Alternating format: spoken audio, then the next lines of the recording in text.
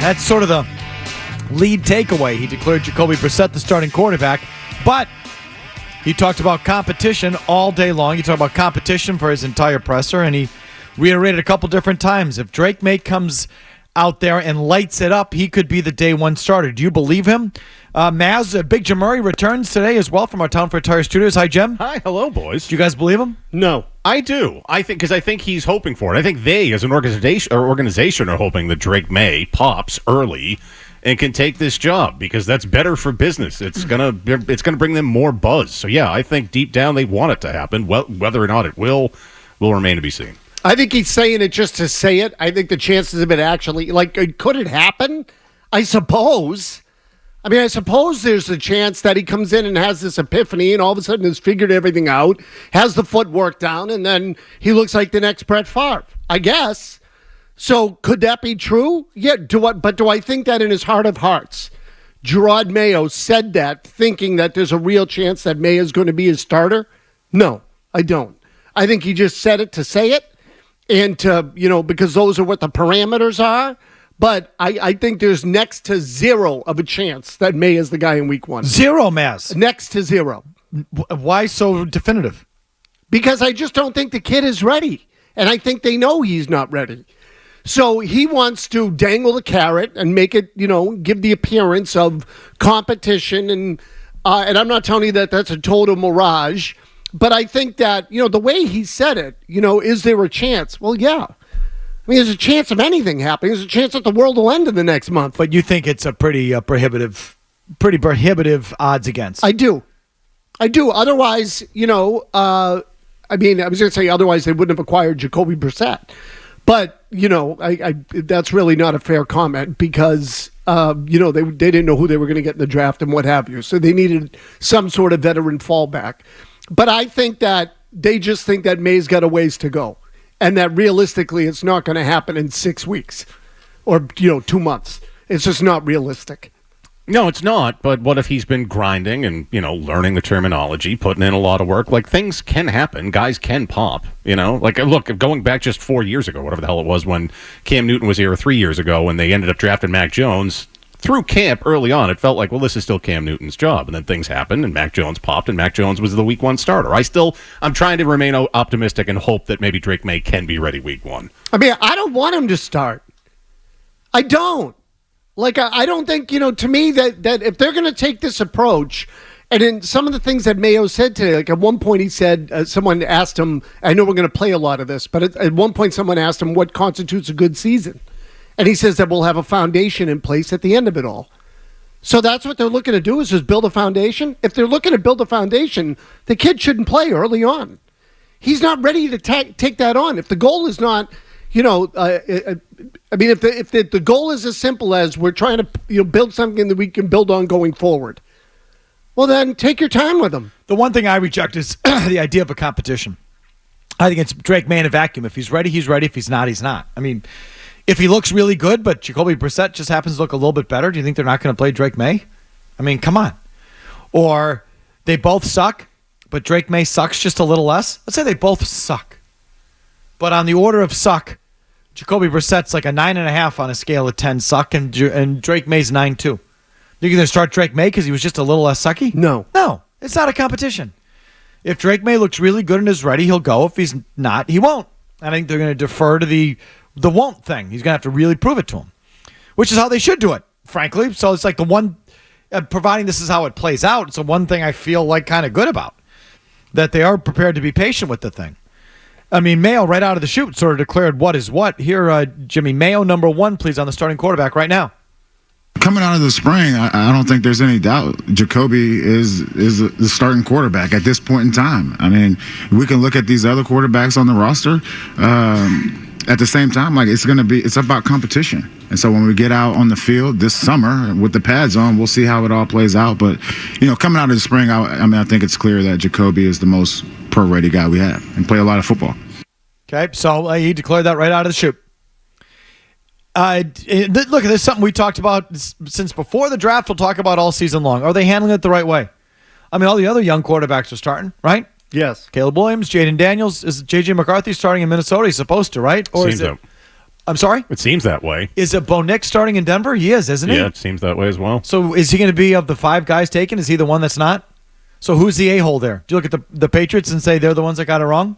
No, I think they might be the only ones getting it right. I look at it just the opposite, exactly. Yeah, to me, when you have a guy who comes with any sort of questions at that position, you got to ease your way in. And I know that there is this. But look, they're taking the long view, which, again, in and of itself is probably the right thing to do.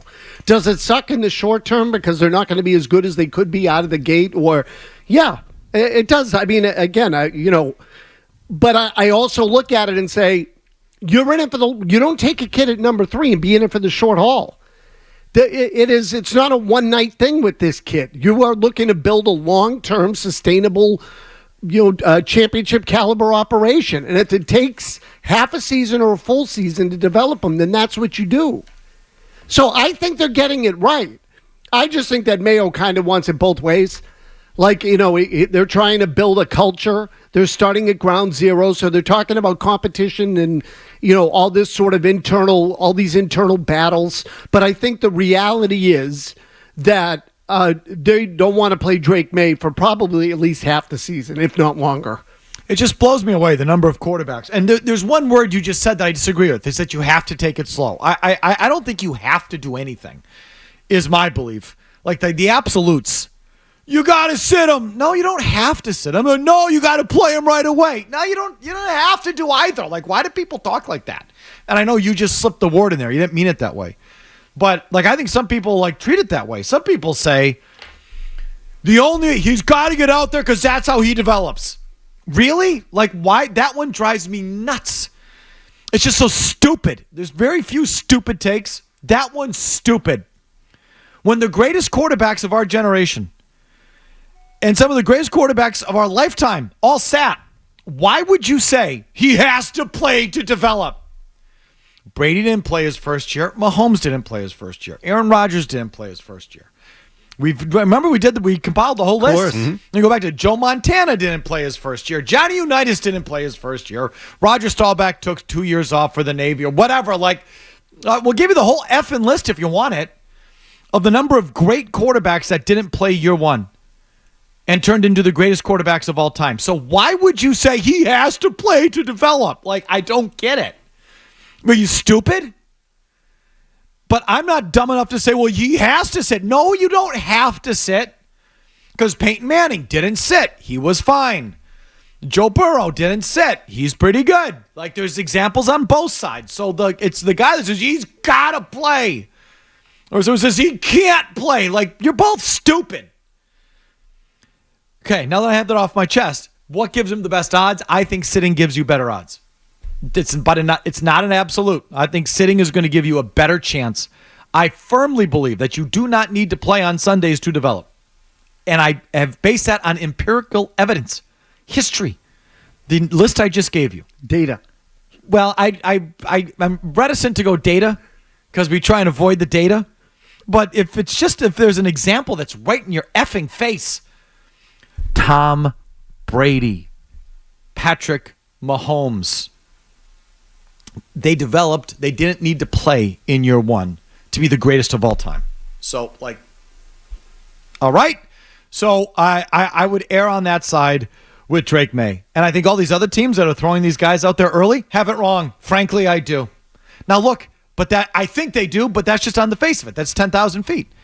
If you get in there and Caleb Williams is clearly ready to go, he's got it all down, then fine, go ahead. Mac Jones could play year one. Right? So it's there's no absolutes. I don't believe in the competition, though, but back to Mac Jones. The competition thing is, remember in Jones's rookie year, they thought they were good. They were good. Mm-hmm. They just had that big free agent splurge. They were just one down year. The COVID year was kind of a weird year. Belichick, we didn't know, had completely lost it like he's lost it. So they were into that season. I mean, they literally had to take the better guy that season. And so they did. This year, it's kind of different. This year, it's about, again, establishing the program and doing what's best for Drake May, which is why I don't think it's a competition. It's all about how he looks, not how – it doesn't matter. How Brissett looks is immaterial to this thing. Non-factor. No, it's about the development of May. And I say, again, I'm making the comments I'm making about as it relates to May. I just don't think he's ready.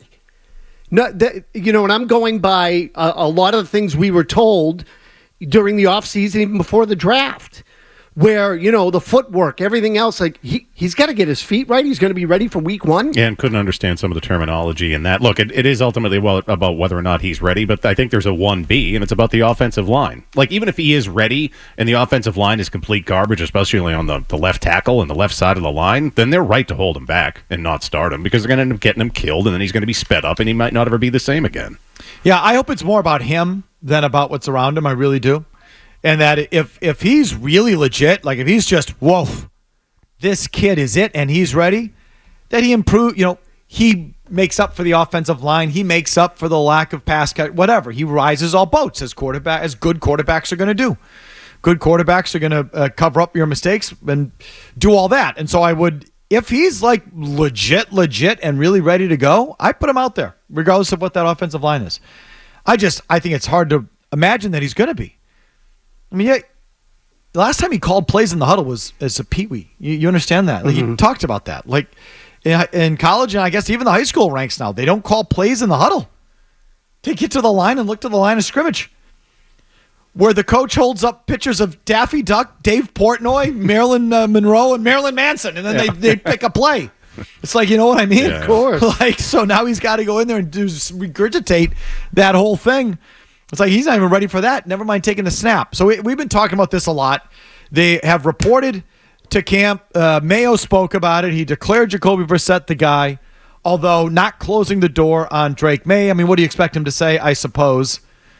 I just think that it's not a competition, and it's going to take a lot for Drake May to do it.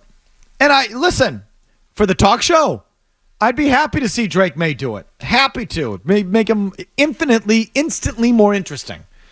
If he just sets the world on fire and takes the job and he's the guy, and now right out of the chute, we get to watch Drake May every week. That'd be great for Felger and Maz. I don't know if it'd be great for the team. So I guess we're being kind of selfless there, Maz, wouldn't you say? Oh, no, that's what we do. We're putting the team ahead of the show. Correct. Yeah, because if we were just selfish about the show, we'd say play the kid. Yeah. But that's not what we do. No, and then we can just rip someone else while we're waiting. We have a higher calling, and we'll find other things to pick at. If you like that clip, check out more videos from Felger and Maz here. For more Patriots analysis and opinion, hit this playlist. And for all the latest from the Sports Hub, download the app at 985thesportshub.com.